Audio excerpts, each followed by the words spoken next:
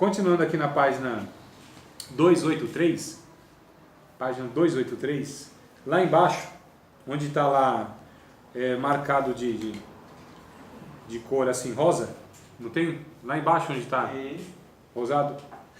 Não acharam, irmão? Aqui, irmãos, ó, está marcado de rosa aqui assim, ó. Tá vendo? Não, é só no meu mesmo. É só no meu.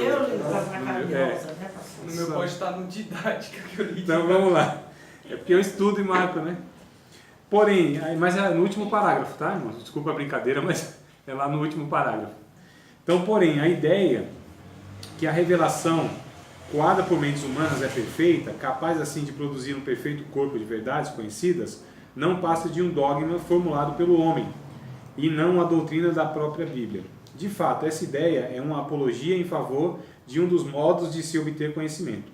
Em qualquer instância em que algum argumento é apresentado nas Escrituras, não diretamente alicerçado sobre algum texto de prova dentro da Bíblia, é uma apologia dentro dos livros sagrados, né, sacros.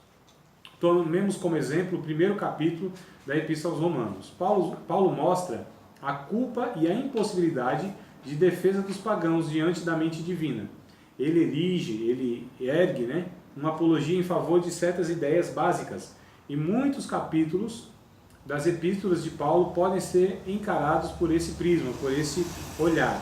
Ou seja, por exemplo, o capítulo 1 de Romanos que eu disse, Paulo pega a criação para estar, entre aspas, defendendo aí, né, essa ideia de que as pessoas elas não têm desculpa para falar assim, nós não conhecemos Deus, nós não entendemos Deus. Porque Deus se fez conhecer. Vamos ler o texto, eu citei, mas a gente não leu aí, né?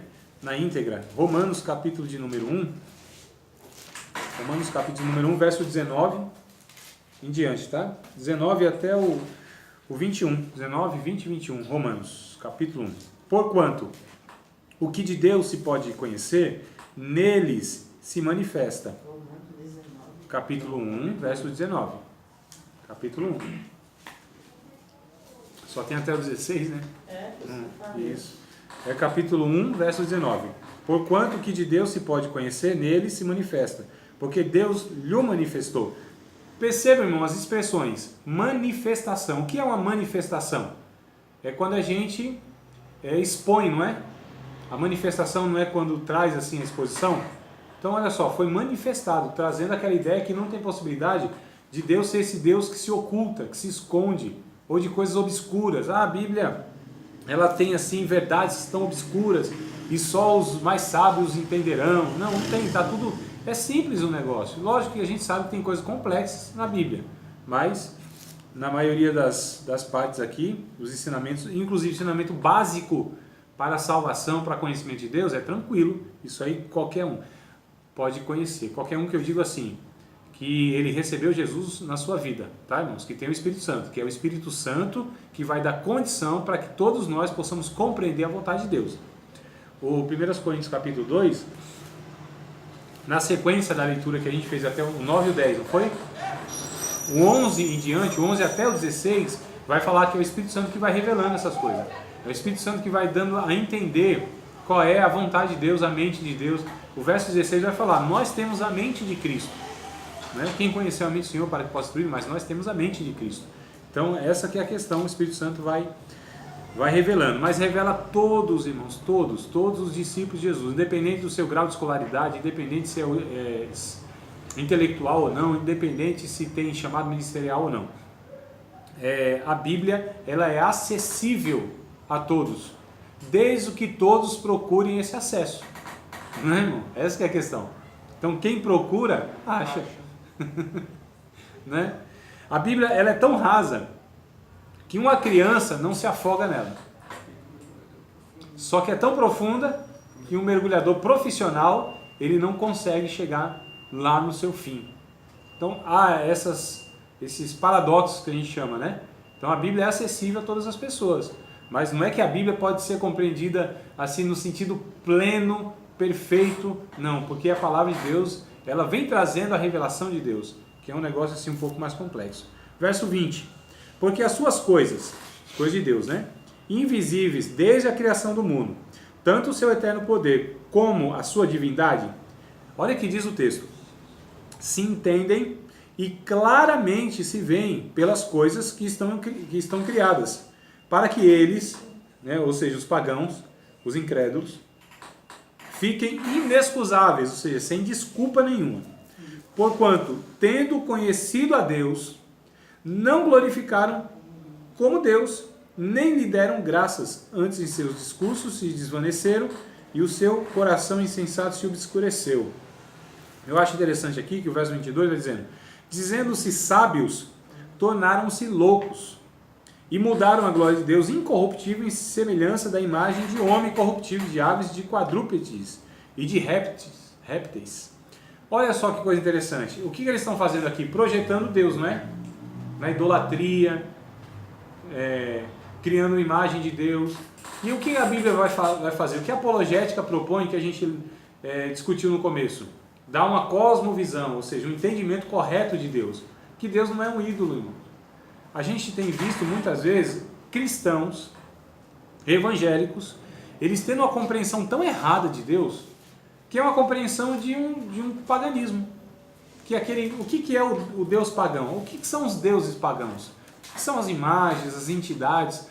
Quais são as características delas? Vocês poderiam, assim, rapidinho, falar, eles se relacionam assim. Eles têm essa característica. Eu vou pegar do Espiritismo, depois do Catolicismo, que são as duas religiões que a gente mais conhece, né? Até por experiência também. Eu acho que para a pessoa se relacionar com aquele Deus, a pessoa tem que fazer um meio, tipo, por exemplo, uma oferenda, para ver se aquele santo me abençoa. É que oferenda assim já foi pro outro lado, né? É que eu não tinha uma palavra melhor para falar. Que não deixa de ser, né, meu? Deixa de ser, né? Uma promessa. Cumprir uma promessa, né? O catolicismo usa-se muito. Irmão, só vão mudar os termos, só vai mudar... Tanto é que, quando a gente pega o catolicismo no Brasil, o mesmo, entre aspas, santo, no catolicismo é uma coisa, no espiritismo é outra, mas é o mesmo. São Jorge. É a mesma imagem. São Jorge. No espiritismo é Ogum. Ogum. E no catolicismo É São Jorge. Iemanjá. Qual é aquela mulher? Não, Iemanjá tem a outra Já lá. é no espiritismo. espiritismo. No catolicismo é Nossa Senhora dos Navegantes, Nossa Senhora Exato. das Candeias. Isso. Mas vocês percebem que é o mesmo, né? Mas Então, é a mesma imagem. mas e a lógica? O que eu quero destacar aqui é a lógica, é a mesma. Não é só do catolicismo e espiritismo. Toda religião do mundo, irmãos, e conhecido da humanidade, em todos os tempos, a lógica é a mesma. Qual é a lógica? Esse Deus, ele está irado, de alguma maneira, está irado.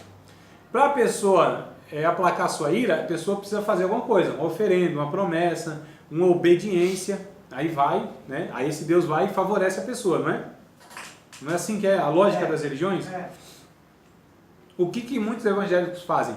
Trazem essa lógica, então, para dentro da fé cristã. Eu vou dar oferta, porque se eu não dar oferta, Deus não vai me abençoar. Se eu não for para a igreja, o que será de mim? Então, é mais ou menos assim, não é? É. Chegam, irmãos, absurdos que a gente ouve. Se você, por exemplo, não contribuir na igreja, e eu não estou dizendo que não é para contribuir na igreja, porque o problema nosso é o desequilíbrio. Quando a gente ensina um negócio, a pessoa já vai para o outro extremo, né? Não, eu quero um equilíbrio aqui. Eu não estou ensinando ninguém a não contribuir na igreja financeiramente, pelo contrário. Pelo contrário, a gente precisa contribuir não só na igreja, a gente precisa contribuir para ajudar as pessoas o máximo que a gente puder, né? Então não estou ensinando de maneira nenhuma que não é para você dar oferta na igreja, não é isso. O que eu sou contra é com aquilo que é como é ensinado essas coisas, como é ensinado. Não é um ensino da oferta, não é um ensino de você servir a Deus com as finanças, não é isso. É como é ensinado. Então, vamos lá, se você não der o dízimo, não der a oferta, Deus vai fazer o seguinte, irmão, soltar o devorador lá do quinto dos infernos para ir atrás de você, que você não deu na igreja, na farmácia, você vai gastar esse mês. Irmão. Já ouvi isso. Não é? Olha só, que absurdo. E essa porta de emprego que você queria Deus abrir, Deus vai fechá-la. Você aprender. É assim mesmo. Aí eu pergunto, irmãos, que ensino bíblico que fala isso? Misericórdia, Jesus. Mas a gente não ouve essas coisas? Aí eu pergunto, de onde veio essa ideia? da mente das pessoas, fabricaram um Deus. Isso é paganismo, é uma visão de Deus totalmente errada, né? Então é trazido essas coisas para dentro da igreja. E aí a Bíblia vai dizendo aqui que é necessário a gente conhecer o caráter de Deus, porque jamais, irmãos, a gente vai fazer isso. E as pessoas que fazem, o pior é isso, as pessoas que fazem isso, elas são, entre aspas, fiéis por medo. É medo, irmão. Ou é ganância, porque querem mais. Eu vou dar porque Deus vai dar 100 vezes mais. Irmão, isso, eu acho que é mais ganância. Olha só, então na verdade, aquilo que deveria ser um ato de gratidão, aquilo que deveria ser um gesto de generosidade, se torna o quê? Ganância. Ou seja, aquilo que a gente devia reprovar que é ganância, a gente incentiva. Não é? Então, dando... Por que dá o dinheiro? Tem o medo. Porque vai que eu não dou e Deus vai lá e me pega na curva. Ó, por que você serve a Deus? Tenho medo do inferno. Oh, irmão, que visão errada. Serve a Deus com medo do inferno? E o inferno nem foi feito para nós, né? E se o inferno não existisse, então não ia servir a Deus, né? Então percebe as motivações erradas, a compreensão errada. Então a gente precisa ter uma clareza dessas coisas, irmãos, para nós servirmos a Deus adequadamente, para a gente instruir as outras pessoas, para inclusive ensinar para as pessoas, opa, não é assim não. Ah, mas isso aí que ensina assim e tal, de que Deus vai lá e vai fazer isso e aquilo. Fala, não, Deus, o Pai do Senhor Jesus Cristo, não tem essas características. Isso é um Deus que fabricaram, isso é uma interpretação humana a respeito de Deus, não das Escrituras. Então é aqui que a gente entra na questão da apologética. Tudo bem, amados? Tem alguma pergunta fácil e rápida? Não? Eu tenho, mas não é da